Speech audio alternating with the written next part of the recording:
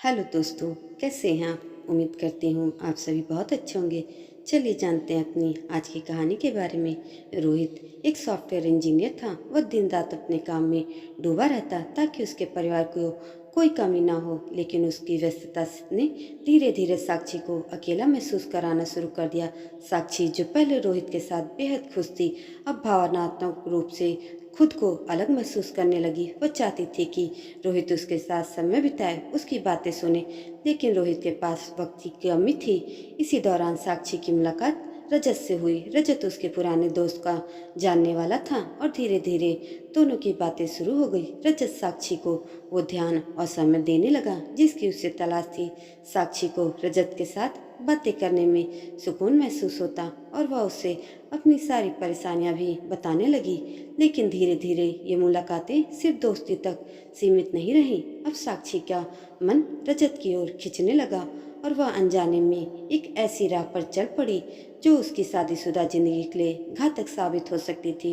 रोहित ने कुछ हफ्तों से साक्षी के व्यवहार में बदलाव देखा था। वह अक्सर फोन पर व्यस्त रहती और उसे देखकर घबरा जाती थी। रोहित के दिल में शक बढ़ने लगा, लेकिन उसने साक्षी से कुछ कहने से पहले सच जानने की ठानी। फिर एक दिन रोहित ने साक्षी का पीछा किया और देखा कि वह रजत के साथ एक कैफे में बैठी थी। दोनों काफी नजदीक बैठे थे और एक दूसरे के साथ खुलकर बातें कर रहे थे। उस शाम रोहित ने साक्षी का सामना किया।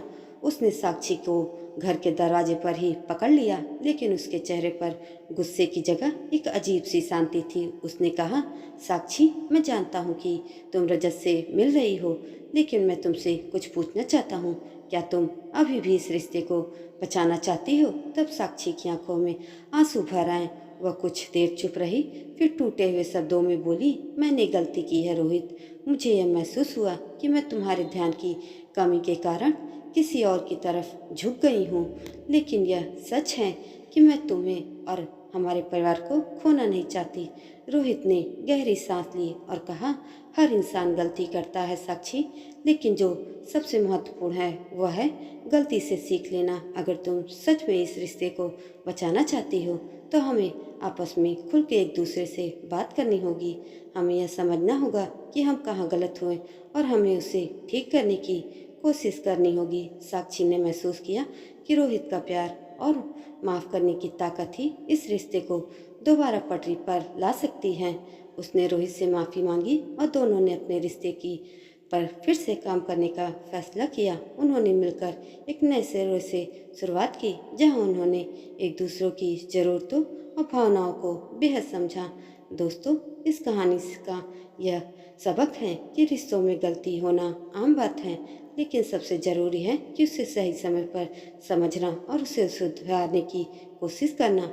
माफ करने और एक दूसरे को जानने का साहस ही एक रिश्ते को मजबूत बनाता है। यूं धोखे के बावजूद रोहित और साक्षी का रिश्ता और भी मजबूत बन गया, क्योंकि उन्होंने गलती से सीखकर उसे सही रास्ते पर वापस लाया।